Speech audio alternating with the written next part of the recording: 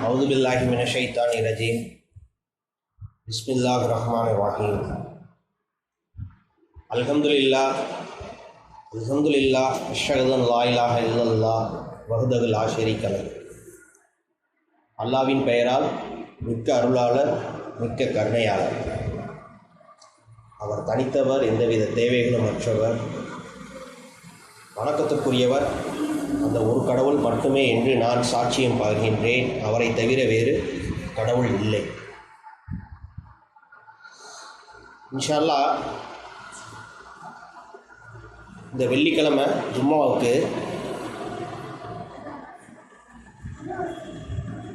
ஆன்மா அப்படிங்கிறத பற்றி பார்ப்போம். ஆன்மாவுக்கும் நம்பிக்கைக்கும் ரொம்ப தொடர்பு இருக்குன்னு நான் என்னுடைய கருத்தியலாக சொல்கிறேன். உங்களுடைய ஆன்மாவை நீங்கள் தொலைச்சிட்டீங்களாக்கும் உங்களுடைய விளைவு அப்படிங்கிறது கஷ்டம், நரகம் அப்படிங்கிறதா இருக்கும். உங்களுடைய ஆன்மாவை நீங்கள் ஸ்ட்ராங் பண்ணிட்டீங்க அப்படின்னு சொன்னால், காப்பாற்றிட்டீங்க அப்படின்னு சொன்னால், அதனோட விளைவு சந்தோஷம், மகிழ்ச்சி. அப்போ என்னென்னா, ஸ்ட்ராங் யுவர் சோல் அப்படிங்கிறத பற்றியும் மிஸ் யுவர் சோல் அப்படிங்கிறத பற்றியும் அல்லாஹ் தஆலா இந்த குர்ஆனில் நிறைய வசனங்களை சொல்கிறாரு. பட் நமக்கு குறிப்பிட்ட நேரம் அப்படிங்கிறனால குறிப்பிட்ட சில வசனங்களை மட்டும் பார்ப்போம். நமக்கு ஏற்கனவே ரொம்ப தெளிவான ஒரு விஷயந்தான். ஒரு ஆன்மா அப்படிங்கிறது பலமாகுது அப்படின்னு சொன்னால், அந்த ஆன்மா ஒரு நகரத்தின் அளவுக்கு அதோட அளவை நம்ம சொல்லலாம் அப்படிங்கிற மாதிரி சொல்லியிருக்காங்க. நான் என்ன சொல்கிறேன் அப்படின்னா, வரையறுக்கப்பட்ட ஒரு ஓமானமாக இந்த 10க்கு 10 ரூம் இருக்குது அப்படின்னு சொன்னால், நம்மளுடைய ஆன்மா அந்த அளவுக்கு பலமாக ஒரு பலூன் மாதிரி வருதுன்னு சொன்னால், அந்த ஆன்மாவை நம்ம பலப்படுத்தணும். அந்த ஆன்மாவை நம்ம எந்த ஒரு துன்புறுத்தலும் இல்லாமல் அதை கடவுளோட ஆசீர்வாதத்தில் அப்படியே கொண்டு போய்கிட்டே இருக்கணும். இந்த அளவுக்கு நீங்கள் நம்பிக்கை கொள்கிறீங்க அப்படிங்கும்போது, அப்போ நான் என்ன சொன்னேன்னா, ஆன்மாவும் நம்பிக்கை அப்படிங்கிறது ரெண்டும் தொடர்புடைய ஒரு விஷயந்தான். இது என்னுடைய கருத்தாக இருக்குது அப்படிங்கிறத சொன்னேன். எப்படி நம்பணும்? இதுக்கு வசனம் நிறையா இருக்குது குர்ஆனில். வானத்தையும் பூமியையும் படைத்தது யாருன்னா கடவுள் அல்லாஹ் அப்படிங்கிறத சொல்கிறாங்க. ரைட்டு, அது நம்பிக்கை ஆயிடுது. அப்போ அதுக்கடுத்த நம்பிக்கை என்ன அப்படின்னு கேட்டால், கடவுள் அந்த ஒரு கடவுள் தான், அவரை தவிர வேறு கடவுள் இல்லை. லா இலாஹ இல்லல்லாஹ். அந்த கடவுளுக்கு மட்டுமே அனைத்து சக்திகளும் இருக்குது. அந்த ஒரு கடவுள் தான், அந்த கடவுளை தவிர வேறு கடவுள் இல்லை, அந்த கடவுளுக்கு தான் அனைத்து சக்தியும் இருக்குது அப்படிங்கிறத நம்பணும். இப்போ வானத்தையும் பூமியையும் படைத்தது யாருன்னா சொல்லிடுவாங்க அல்லாஹ் தான் அப்படின்ட்டு.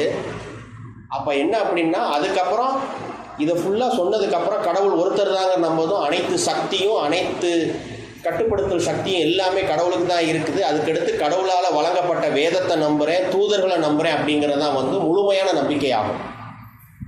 இப்போ இந்த தூதரை நீங்கள் ஏற்றுக்கலன்னு சொன்னால், நீங்கள் ஒரு 10 படி ஏறிட்டீங்க, இன்னும் 20 படி இருக்குன்னா, அந்த 11வது படியில் நீங்கள் நம்பிக்கை கொள்ளலை அப்படின்னு சொன்னால், அந்த நம்பிக்கை முழுமை அடையாது. அதுவும் நம்ப மறுத்தலில் தான் போகும்.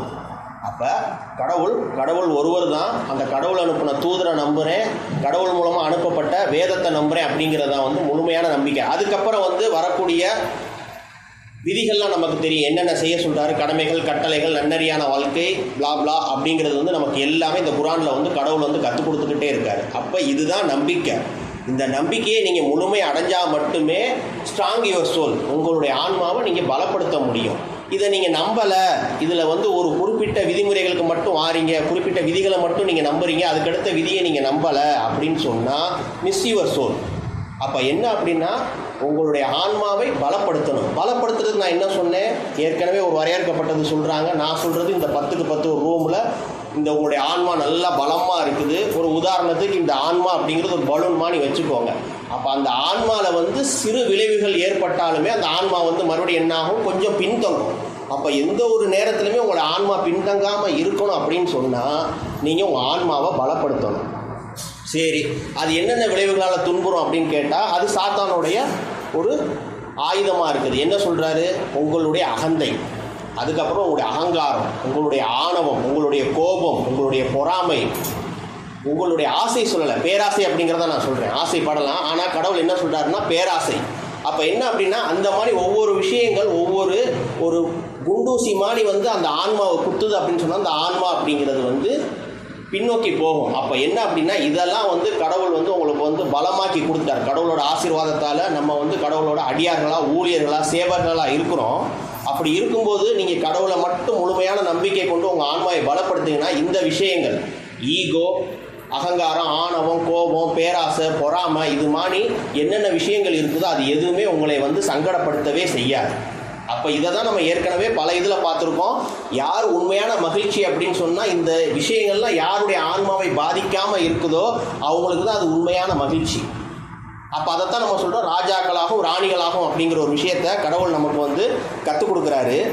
ஸோ அப்போ என்ன பண்ணணும் அப்படின்னா உங்களுடைய ஆன்மாவை ஸ்ட்ராங் யுவர் சோல் பாதுகாக்கணும். உங்களுடைய ஆன்மாவை ஏற்றிடாதீங்க, தொலைச்சிடாதீங்க. அப்படின்னா மிஸ் யுவர் சோல் அப்படிங்கிறத கடவுள் வந்து நமக்கு வந்து கற்றுக் கொடுக்குறாரு. இந்த வசனங்கள் ஆரம்பிக்கிறதுக்கு முன்னாடி பின்னிணைப்பு 7லேருந்து சில வார்த்தைகள் வந்து தூதர் வந்து கொடுத்துருக்காரு விளக்க உரையாக. அதை மட்டும் நான் வாசிக்கிறேன். வாசிச்சுட்டு நான் வசனத்துக்குள்ளே போயிடுறேன். அதாவது கடவுளின் திட்டப்படி, தெய்வீக விதியின்படி ஒவ்வொரு குழந்தையும் இப்போ இருக்குது, இந்த குழந்தை இருக்குது அப்படின்னு சொன்னால் இந்த குழந்தை பிறக்கிற இதே மாதிரி குழந்தைகள் ஆணோ பெண்ணோ பிறக்கின்ற ஒவ்வொரு முறையும் புதிய குழந்தையின் ஆத்மாவுக்கு களஞ்சியங்கிறார். மானிடர்களின் கருவூல களஞ்சியம் அப்படிங்கிறார். அதிலிருந்து மானிட நபர் ஒருவர் நிர்ணயிக்கப்படுகின்றார். அந்த குழந்தையின், அந்த மனிதனின் அறிவுக்கேற்ப கடவுள் என்ன செய்கிறார் அப்படின்னா அந்த ஆத்மா வந்து நிர்ணயிக்கிறாரு. ஒவ்வொரு ஆத்மாவும் குறிப்பிட்ட ஒரு உடலுக்கென நிர்ணயிக்கப்பட்டு, நல்லா கவனிச்சுக்கோங்க, ஒவ்வொரு ஆத்மாவும் குறிப்பிட்ட ஒரு உடலுக்கென நிர்ணயிக்கப்பட்டு அத்துடன் ஒரு குறிப்பிட்ட சூழ்நிலைகளின் கீழ் சூழ்நிலையை கொடுக்குறார் கடவுள். இந்த ஆன்மா வந்து எப்படி பலமாகுதா, ஆன்மா ஏய்க்கப்படுதா அப்படிங்கிறது குறிப்பிட்ட சூழ்நிலையின் கீழ் வாழ தகுதி பெறுகின்றது. எந்த ஆத்மாக்கள் நல்லவையாக உள்ளனோ தீயவையாக உள்ளனோ என்பதை கடவுள் மட்டுமே அறிவார். இந்த ஆன்மா வந்து ஸ்ட்ராங்காக இருக்கும், இந்த ஆன்மா வந்து அதை ஏற்றிடும் அப்படிங்கிறது கடவுள் மட்டுமே அறிவார். கடவுளின் திட்டத்திற்கேற்ப நம்முடைய குழந்தைகள் நமது வீடுகளுக்கு என்ன நிர்ணயிக்கப்படுகின்றன. ஒவ்வொரு மனிதன் அப்படிங்கிறது குழந்தைங்கிறாரு. இந்த ஒரு குறிப்பிட்ட இடத்த சொல்லும்போது இந்த வீட்டில் யார் நம்பிக்கையாளர்களாக இருக்கிறாங்க, யார் நம்ப மறுப்பவர்களாக இருக்குங்கிறது கடவுள் மட்டும்தான் அறிவார். பெற்றோர்களுக்கு கூட தெரியாது. அந்த புதிய குழந்தை பிறக்கும் ஒவ்வொரு முறையும் சாத்தானின் கண்ணோட்டத்தை எடுத்து காட்டுவதற்காக சுதந்திரமான ஒரு ஜின் ஆத்மாவும், ஏன்னா நம்ம கூட ஒரு ஜின்னும் படைக்கப்படுது அப்படிங்கிறத சொல்கிறார். அந்த பௌதிக உடலுக்குள்ளே வந்து பொருத்தப்படுது அப்படிங்கிறத சொல்கிறாரு. அதே மாதிரி ஜின்னுலாம் யாராக இருக்காங்க அப்படின்னு சொன்னால் சாத்தானோட வம்சாவளியாக சந்ததியினராக இருக்கிறாங்க அப்படிங்கிற ஒரு விஷயத்தையும் சொல்கிறாரு. அப்போ அந்த ஜின்னோட வேலை என்ன அப்படின்னு கேட்டிங்களாக்கோ, அந்த குழந்தை பிறக்கிற வரைக்கும் ஜனனம் முதல் மரணம் வரை அந்த ஜின்னும் வந்து இருக்குது. அந்த ஜின்னை வந்து 2 வகையாக கிளாஸிஃபைட் பண்ணுறா. அது நமக்கு நல்லா தெரியும், நல்ல ஜின்னு கெட்ட ஜின்னு அப்படிங்கிற ஒரு விஷயத்த. அந்த ஜின்னு தான் வந்து நமக்கு வந்து தீர்ப்பு நாள் அப்போ வந்து சாட்சியாக இருக்குது அப்படிங்கிறத சொல்கிறாரு. அப்போ என்னென்னா நமக்கு மூளையை கொடுத்துருக்கிறாரு. அந்த மூளையில் வந்து நீங்கள் எதை பின்பற்றுறீங்க, அந்த ஜின்னோட எதை நீங்கள் பின்பற்றுறீங்க, நல்லதை பின்பற்றுறீங்களா கெட்டதை பின்பற்றுறீங்களா அப்படிங்கிறது தான் நம்ம மூளைக்குள்ளே மண்டைக்குள்ளே ஒத்து போகின்ற ஒரு விவாதமாக இருக்குது அப்படிங்கிறத கடவுள் சொல்கிறாரு. கடவுளுக்கு தெரியும் இந்த ஆன்மா வந்து நல்ல ஆன்மாவா கெட்ட ஆன்மாவா அப்படிங்கிறது கடவுளுக்கு தெரியும்.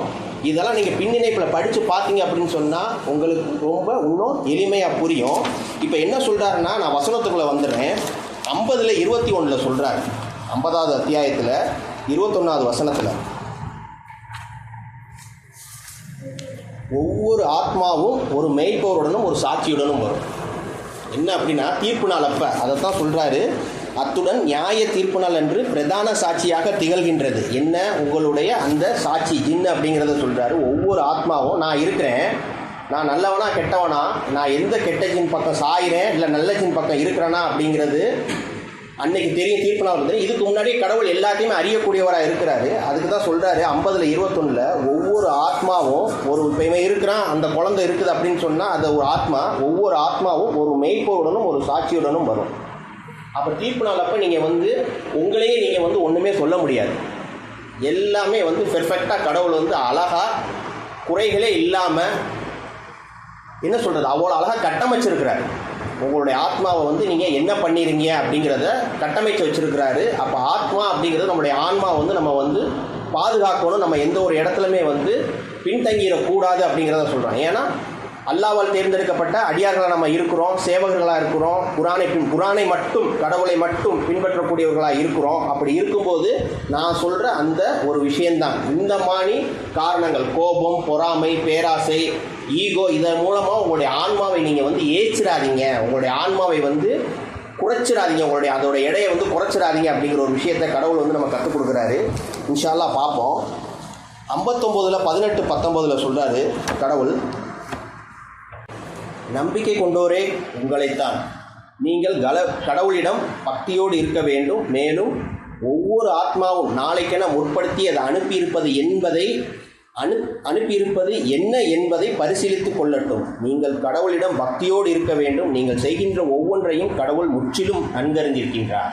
தொடர்ந்து 19 சொல்கிறாரு, கடவுளை மறந்து விட்டவர்களை போன்று நீங்கள் இருக்கக்கூடாது. அதனால் அவர்கள் தங்களையே மறந்து விடுமாறு அவர் செய்துவிட்டார். இவர்கள் தான் தீயவர்கள். அதாவது ஒவ்வொரு நபரையும் பார்த்து, ஒவ்வொரு மனிதனையும் பார்த்து கடவுள் சொல்கிறாரு, நம்பிக்கை கொண்டோரே உங்களைத்தான். நம்ம நம்பிக்கை கொண்டுட்டோம். நம்பிக்கைங்கிறத என்னங்கிறத நான் சொல்லிட்டேன்.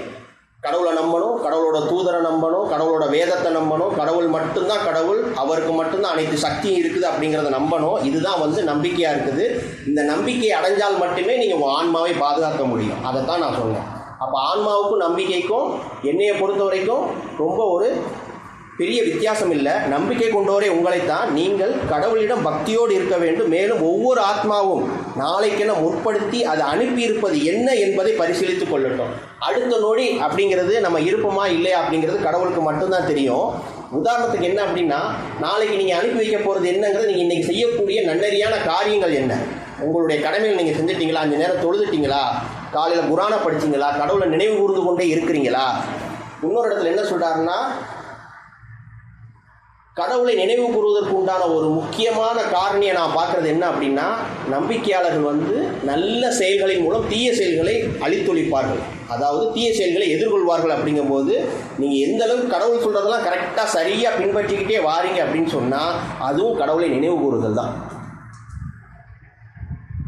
இதுக்கு நம்ம உதாரணம் ஏகப்பட்டது பார்த்தாச்சு. என்ன சொல்கிறது, பொய் சொல்லாமல் இருக்கிறது, இல்லை அப்படின்னா புறம் பேசாமல் இருக்கிறது, இல்லை அப்படின்னா ஏமாற்றாமல் இருக்கிறது, இல்லை அப்படின்னா கொலை செய்யாமல் இருக்கிறது, இல்லை அப்படின்னா போதையில் இல்லாமல் இருக்கிறது. இந்த மாதிரி எல்லா விஷயங்களுமே கடவுள் வந்து தீயதுன்னு சொல்லிட்டார்ல. இந்த தீயதெல்லாம் நீங்கள் செய்யாமல் நல்லதை மட்டும் செஞ்சீங்கன்னா நீங்கள் தீயதை செய்ய மாட்டீங்க. நல்லதை கொண்டு தீயதை எதிர்கொள்வார்கள் அப்படிங்கிறாரு. இதுவுமே கடவுளை நினைவு கூறுவதற்கான ஒரு காரணி தான். அப்படி தான் நம்ம புரிஞ்சுக்கணும். அப்போ கடவுளை எப்பொழுதுமே நினைவு கூறுறதுன்னா கடவுள் இதெல்லாம் செய்யக்கூடாதுன்னு இருக்காரு. அதுதான் வந்து இறையஞ்சுதலாக இருக்குது. அதுதான் வந்து பயபக்தியாக இருக்குது. பக்தி அப்படிங்கிறது அதுதான். 5 நேரம் தொழுதா மட்டும் போதாது. நன்னறியான விஷயங்கள் என்னென்ன செய்ய சொல்கிறாரோ இதெல்லாம் வந்து நம்ம புரிஞ்சுக்கணும். அந்த அறிவை வந்து நிச்சயம் கடவுள் அவருடைய அடியார்களுக்கு கொடுப்பாரு. தொடர்ந்து சொல்கிறாரு, கடவுளை மறந்து விட்டவர்களை போன்று நீங்கள் இருக்கக்கூடாது.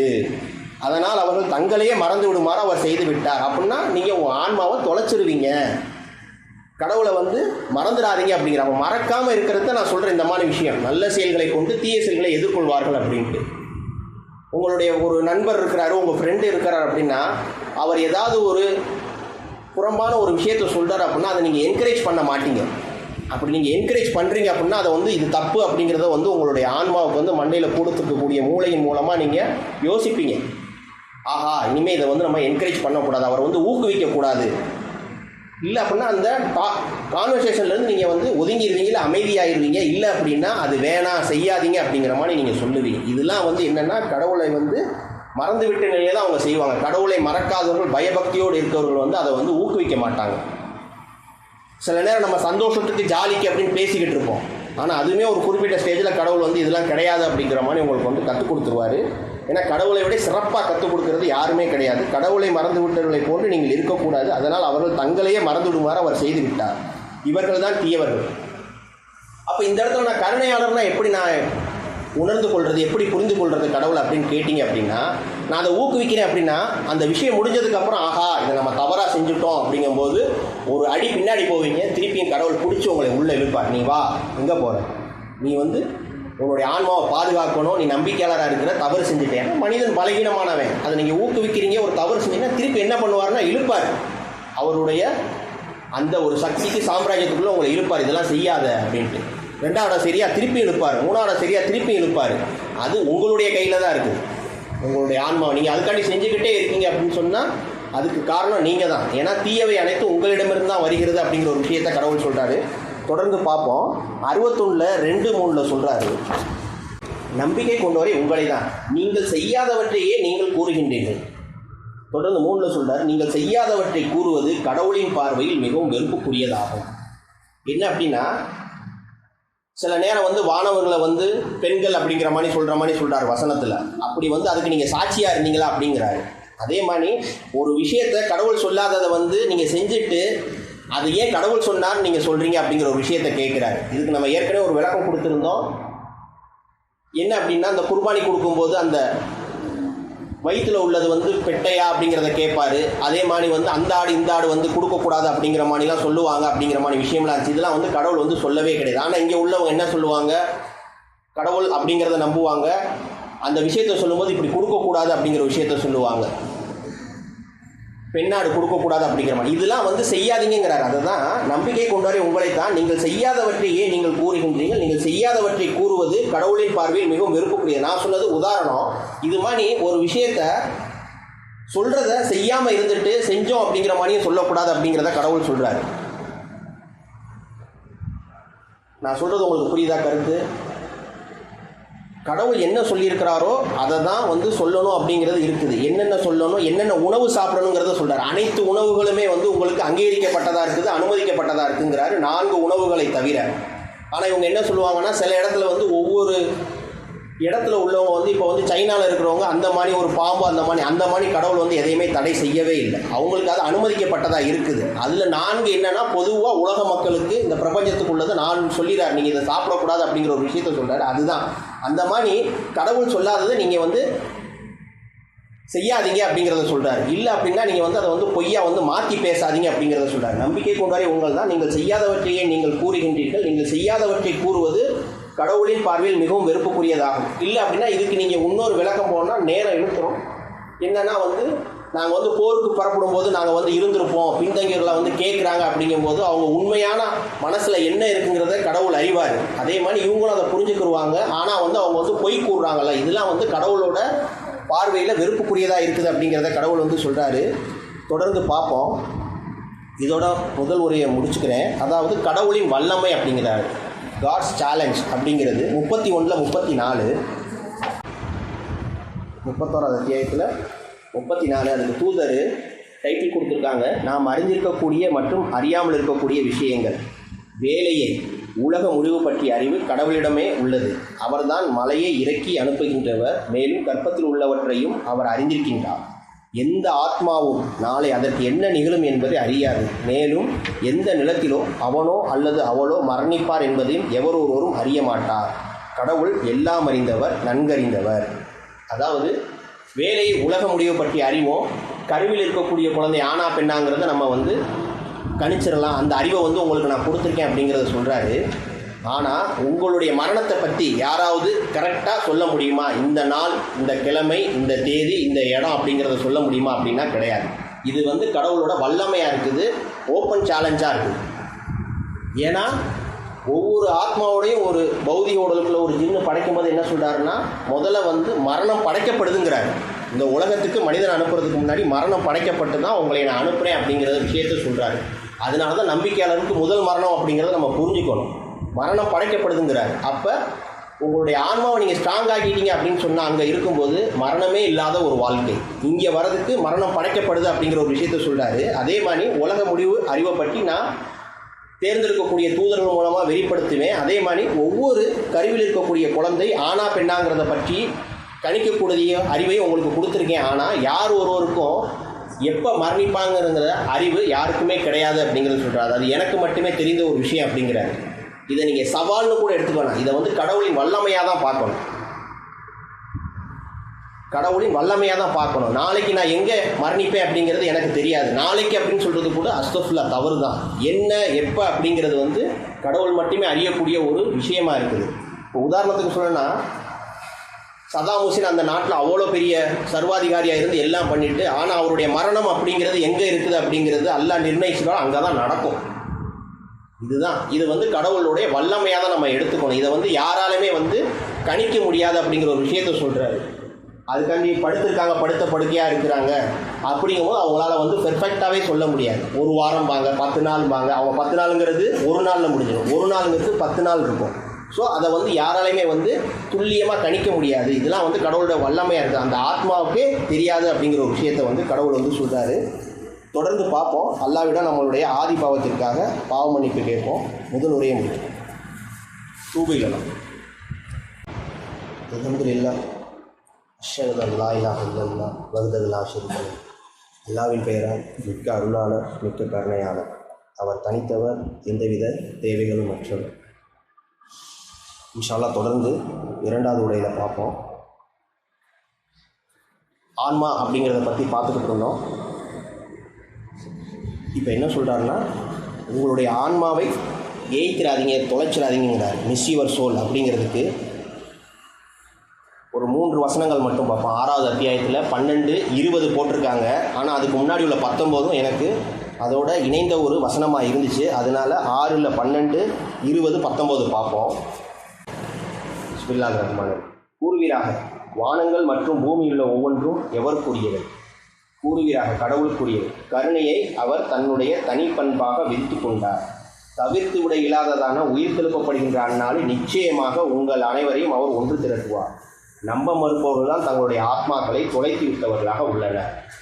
நம்பிக்கையாளர்கள் தங்களுடைய ஆன்மாவை காப்பாற்றிக்கக்கூடியவங்களாக இருக்கிறாங்க. நம்ப மறுப்பவர்கள் தங்களுடைய ஆத்மாக்கள். அதான் சொன்னேன், ஒரு உதாரணத்துக்கு 20 படி இருக்குது அப்படின்னா, நீங்கள் 10 படிக்கு அப்புறம் அந்த 11வது படி வேதம் மட்டும்தாங்கிறத நீங்கள் நம்பிக்கை கொள்ள அப்படின்னா உங்களுடைய ஆன்மாவை தொலைச்சிருந்தீங்க, நம்ப மறுப்பவர்கள் ஆகிடுவீங்க. இல்லை தூதரை ஏற்க மறுக்கிறீங்க அப்படின்னு சொன்னாலுமே நீங்கள் நம்ப மறுப்பவர்களாக தான் ஆகிடுவீங்க. அவர் என்ன சொல்கிறாரு? கடவுள் மட்டும்தான் கடவுள், அவரை தவிர வேறு கடவுள் இல்லை. கடவுளால் தேர்ந்தெடுக்கப்பட்ட தூதரையும் அவரால் அனுப்பப்பட்ட வேதத்தையும் நம்பணும். நீங்கள் வேதத்தை நம்புறீங்க, உடன்படிக்கை தூதரை நம்பலன்னு சொன்னாலுமே நீங்கள் நம்ப மறுப்பவர்கள் தான். நீங்கள் என்ன செஞ்சாலுமே அது பயனளிக்காது. அப்போ என்ன அப்படின்னா, வானங்கள் மற்றும் பூமியில் ஒவ்வொன்றும் எவருக்குரியவை அப்படிங்கும்போது கரெக்டாக சொல்லிடுவாங்க, அல்லாஹ் தான் படைச்சாரு அப்படிங்கிற ஒரு விஷயத்தை. கருணையை அவர் தன்னுடைய தனிப்பண்பாக விதித்து கொண்டார். தவிர்த்திட இயலாததான, இதை நீங்கள் தவிர்க்கவே முடியாது. உயிர் திருப்பப்படுகின்ற அந்நாளில் நிச்சயமாக உங்கள் அனைவரையும் அவர் ஒன்று திரட்டுவார். நம்ப மறுப்பவர்கள் தான் தங்களுடைய ஆத்மாக்களை தொலைத்து விட்டார். அவங்க தான் அவங்களுடைய ஆன்மாவை மிஸ் பண்ணிடுறாங்க, விட்டுறாங்க. தொடர்ந்து 20ல் சொல்கிறாரு, எவர்களுக்கு நாம் வேதத்தை கொடுத்திருக்கின்றோமோ அவர்கள் தங்களுடைய சொந்த பிள்ளைகளை அடையாளம் காண்பதை போல் இதனை அடையாளம் காண்கின்றனர். நம்பிக்கை கொள்ளாதவர்கள் தான் தங்களுடைய ஆத்மாக்களை தொலைத்து விட்டவர்களாக இருக்கின்றனர். இப்போ இந்த வேதம் அப்படிங்கிறதுல 2 வசனத்தை தூதர் எடுத்துடுறாரு, அல்லாஹ்வுடைய உதவியால் எடுத்துடுறாரு. அப்படிங்கும்போது என்ன ஆகுது அப்படின்னா, அந்த 2 வசனம் இல்லை இருக்குதுன்னு நீங்கள் அதை நம்பினாலுமே நீங்கள் நம்ப மறுப்பவர்கள் தான். 129 தான், 127 கிடையாது அப்படின்னு சொல்லி நீங்கள் 129 தான் நம்புனீங்களாக்க நீங்கள் நம்ப மறுப்பவர்கள் தான். ஏன்னா தூதர் சொல்லிடுறாரு. தூதர் எப்படி சொல்கிறாரு? அல்லாஹ்வால் தேர்ந்தெடுக்கப்படுற, அதுதான் நம்பிக்கை. அப்போ நீங்கள் என்னென்னா உங்களுடைய ஆன்மாவை அங்கேயும் நீங்கள் விட்டுறீங்க, ஏச்சிடுறீங்க, அசட்டை செஞ்சிடுறீங்க, கவனமின்மையால் விட்டுறீங்க, இல்லை அகந்தையால் விட்டுறீங்க அப்படிங்கிறதான் சொல்கிறார். மிஸ் யுவர் சோல் அப்படிங்கிறத அதைத்தான் சொல்கிறாரு. எவர்களுக்கு நாம் வேதத்தை கொடுத்திருக்கின்றோமோ அவர்கள் தங்களுடைய சொந்த பிள்ளைகளை அடையாளம் காண்பதை போல் இதை அடையாளம் காண்கின்றனர். அது நம்பிக்கையாளர்கள். நம்பிக்கை கொள்ளாதவர்கள் தான் தங்களுடைய ஆத்மாக்களை தொலைத்து விட்டவர்களாக இருக்கின்றனர். நீங்கள் அந்த ஒரு விஷயத்தை கூட நீங்கள் ஏற்க மறுத்தீங்க, கடவுள் சொல்கிறத ஏற்க மறுத்தீங்கன்னா நீங்கள் நம்ப மறுப்பவர்கள் தான், நீங்கள் உங்களோட ஆன்மாவை ஏற்றிட்டீங்க அப்படிங்கிறத சொல்கிறாரு. 19ல் சொல்கிறார் தொடர்ந்து, எவருடைய சாட்சியம் மிகப்பெரியது? கூறுவீராக, கடவுளுடையது. உங்களுக்கும் மேலும் இது சென்றடைகின்ற எவருக்கும் பிரச்சாரம் செய்வதற்காக இந்த குர்ஆன் எனக்கு உள்ளுணர்வு அளிக்கப்பட்டுள்ளது என்பதற்கு எனக்கும் உங்களுக்கும் இடையில் அவரே சாட்சியாக இருக்கின்றார். உண்மையில் கடவுளுடன் வேறு தெய்வங்கள் இருப்பதாக நீங்கள் சாட்சியம் பகிர்கின்றீர்கள். கூறுவீராக, நீங்கள் செய்வதை போல் நான் சாட்சியம் அளிப்பதில்லை. ஒரே ஒரு தெய்வம் தான் உள்ளது, ஒரே ஒரு கடவுள் தான் உள்ளது. மேலும் உங்களுடைய போலி தெய்வ வழிபாட்டை நான் கைவிட்டு விட்டேன். இதில் நீங்கள் இணைப்புக்காக கூட சேர்த்தாலும், இல்லை நீங்கள் மதகுருமார்கள் இல்லை அப்படின்னு சொன்னால் இந்த வேதத்தை அவங்க ரொம்ப கரெக்டாக சொல்கிறாங்க அப்படிங்கிற விஷயத்தை நீங்கள் நினச்சிக்கிட்டு, அதாவது தூதர் சொல்லாத இதுக்கு முந்தியதை சொல்கிறாங்க அப்படிங்க, அதுதான் அவங்களும் மதகுருமார்கள் தான் வந்துடுவாங்க. அவங்கள நீங்கள் நம்பினாலுமே அது நம்ப மறுத்தல் தான் அப்படிங்கிற ஒரு விஷயத்த சொல்கிறார். உங்களுடைய ஆன்மாவை விட்டுறாதீங்க, உங்களுக்கு வாய்ப்புகளை கொடுத்துக்கிட்டே இருக்கேன் அப்படிங்கிறார். அதுதான் நான் சொன்னேன், கற்பிக்கிறதுல கடவுளை விட சிறந்தவங்க யாருமே கிடையாது. உங்களுடைய மரணம் வரைக்கும், உங்களுடைய சாவின் விளிம்பு வரைக்கும் கடவுள் அதை வாய்ப்புகளை கொடுத்துக்கிட்டே இருப்பார். சில விஷயங்கள் இணையதெய்வ வழிபாட்டில் மூழ்கிட்டாங்க அப்படின்னு சொன்னால் அதை நீங்கள் அதை கணக்கெடு, அதுக்கப்புறம் அந்த கொஸ்டினுக்கு விவாதத்துக்கெலாம் போகவே கூடாது. யார் யாருக்கு வாய்ப்பை கொடுக்குறாங்களோ கொடுத்துக்கிட்டே இருப்பார். அது தெரியாது எந்த சூழ்நிலையில் எப்படி வரும் அப்படிங்கிறது தெரியாது. அதனால தான் சொல்கிறாரு, அவங்களுடைய மரணம் வரைக்கும், சாவின் விளிம்பு வரைக்கும் நான் அத்தாட்சிகளை, என்னுடைய அற்புதங்களை காட்டிக்கிட்டே இருப்பேன் அப்படிங்கிற ஒரு விஷயத்த சொல்கிறாரு. தொடர்ந்து ஸ்ட்ராங் யுவர் சோல் அப்படிங்கிறாரு. 2 வசனம் அதோட முடிச்சுக்கிறேன்.